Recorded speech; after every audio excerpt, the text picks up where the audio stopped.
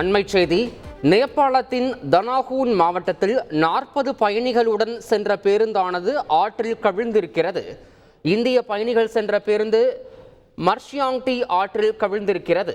இது தொடர்பான கூடுதல் விவரங்களை செய்தியாளர் ராஜா வழங்கிட கேட்கலாம். ராஜா, என்ன நடந்தது? தற்போது ஆற்றில் விழுந்திருக்கக்கூடிய இந்த 40 பயணிகளின் நிலை என்ன? அவர்களை மீட்பதற்கான நடவடிக்கைகள் எதுவும் எடுக்கப்பட்டிருக்கிறதா? முழு விவரம் ராஜா.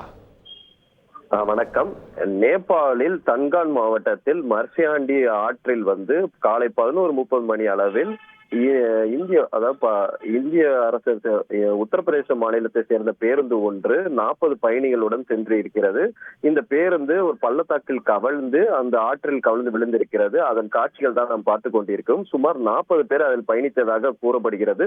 பேருந்து கவிழ்ந்த விபத்தில் பேருந்தின் மேற்கூரை பிரித்தெறிந்து உள்ள காட்சிகள் வெளியாகிருக்கிறது. சில மக்கள் அந்த பள்ளத்தாக்கில் அமர்ந்திருப்பதும் மீட்பு பணிக்கு நடவடிக்கையாக காவல்துறையும் மற்றும் மீட்பு குழு அங்கு சென்றிருக்கும் காட்சிகள் தான் வெளியாகிறது. மேலும் அங்கே தொடர்ச்சியாக மழையும் பெய்து வருகிறது.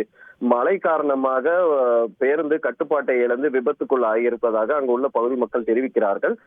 காலை 11:30 மணிக்கு இந்த சம்பவம் நடந்திருக்கு. தொடர்ந்து மீட்பு பணியானது நடைபெற்று வருகிறது. பேருந்து ஆனது போக்ராவிலிருந்து காட்மண்டு நோக்கி சென்று கொண்டிருக்கும் பொழுது இந்த விபத்தானது நேர்ந்து இருக்கிறது. உயிரிழப்புகளும் வாய்ப்பு இருப்பதாக கூறப்படுகிறது. இன்னும் எவ்வளவு பேர் உயிரிழந்தார்கள் என்பது குறித்து அதிகாரப்பூர்வ தகவல் இல்லை. இருந்தாலும் உயிரிழப்பிற்கு வாய்ப்பு இருப்பதாக கூறப்படுகிறது. சில அங்கு உள்ள ஊடகங்கள் என்ன சொல்கிறார்கள் என்றால் கிட்டத்தட்ட ஒரு 14 பேர் உயிரிழந்ததாக அங்கு உள்ள ஊடக செய்திகள் வெளியாக இருக்கிறது. ஆனால் இன்னும் அதிகாரப்பூர்வ அறிவிப்பு எங்கும் வெளியாகவில்லை. தகவல்களுக்கு நன்றி ராஜா. செய்திகளை உடனுக்குடன் தெரிந்து கொள்ள உடனே சப்ஸ்கிரைப் பண்ணுங்க.